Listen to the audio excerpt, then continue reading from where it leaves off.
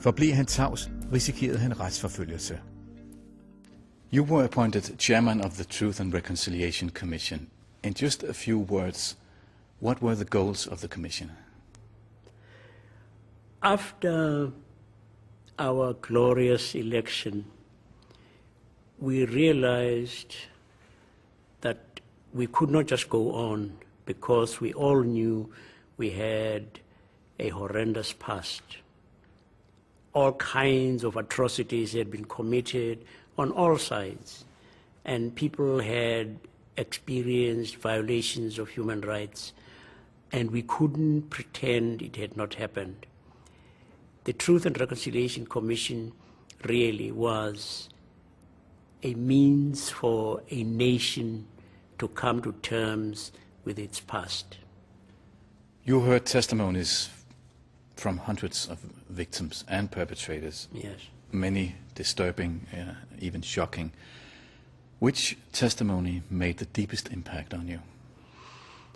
Well, I would say, that when some members of the Dirty Tricks Department spoke about how they killed someone, as I was saying, they say we gave him drugged coffee. We shot him in the head, and then we burned his body. And it takes 6, 7, 8 hours for a human body to burn completely out. And whilst it was burning, we were having a barbecue. So side by side, you had a human corpse burning here, and you had cow meat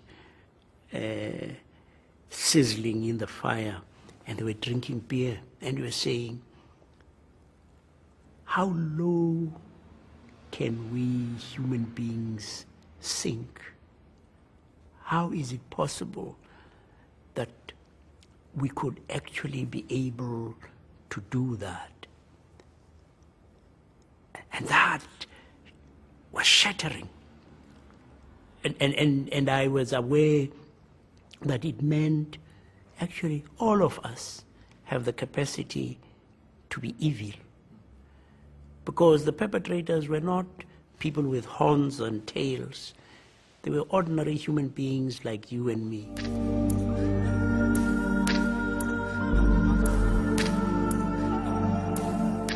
Afsløringerne var rystende, detaljerne ofte ulidelige. Det var som om der ingen ende var på de overgreb, der kom for dagen. My wife was sitting right at the door when we came in, where you came in. She was wearing a long blue coat. Can you remember if you shot her? At some point you added electric shocks to me. Where did you add those shocks in your evidence? If I said to Mr. Jacobs, I put the electrodes in his nose, I may be wrong. If I said I attached it to his genitals, I may be wrong. If I put a probe into his rectum, I may be wrong. That is why the specific methods, I could have used any one of those three. Nogle brød sammen og angrede, andre forblev stålsatte. My impression was that an apology was not necessary and not part of the whole function of this committee. The perpetrators were not obliged to apologize, Yeah. and many of them didn't. This was not part of the Commission's mandate, and it was pointed out that any apologies would be legally irrelevant. But wouldn't you agree that an apology might not have been irrelevant for the victims and for the survivors? One of the surprising things, actually, despite what you're saying, is the fact that so many of them, in fact, asked for forgiveness when they didn't need to.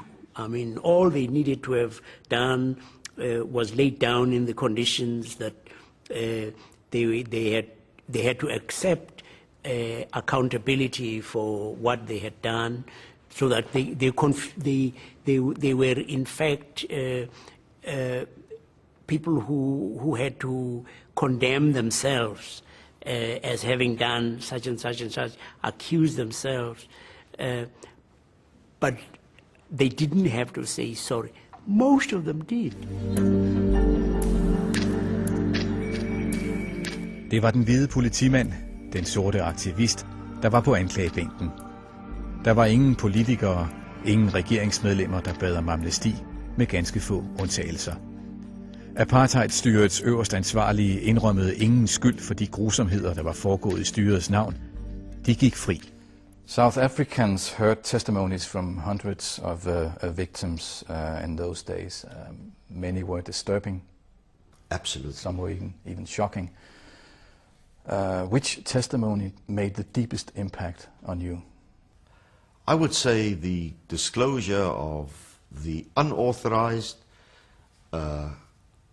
activities on what was called the farm vlakplaas, the cold-blooded murders, which were committed by members of the security forces, not within the policy, without authorization.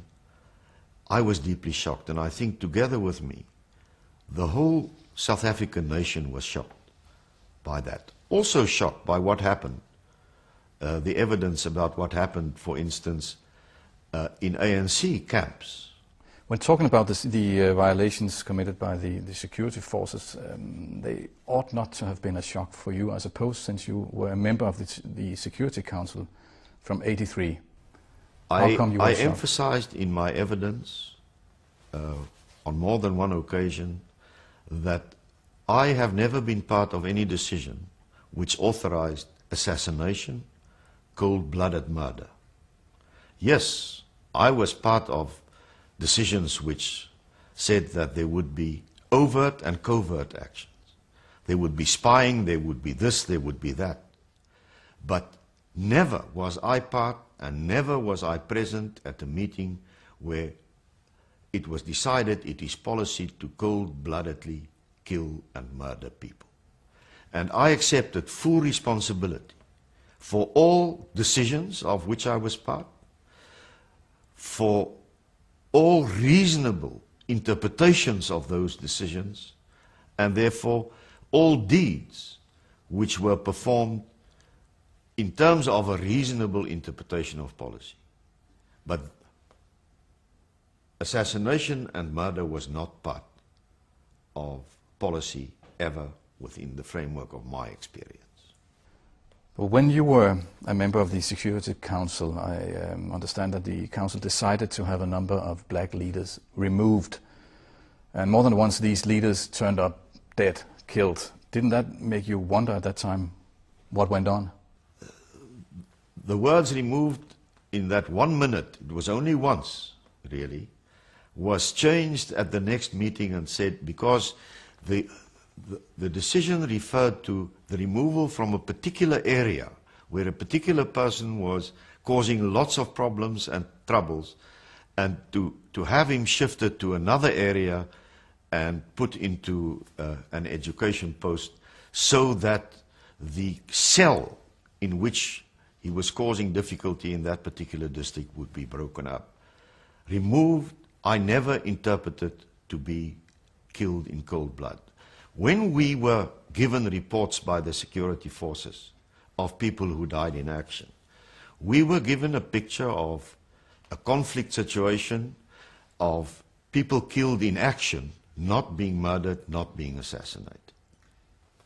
Because we were facing a situation of bombs being planned, of bombs being planted in sports stadiums, in the Church Street bombing in public buildings.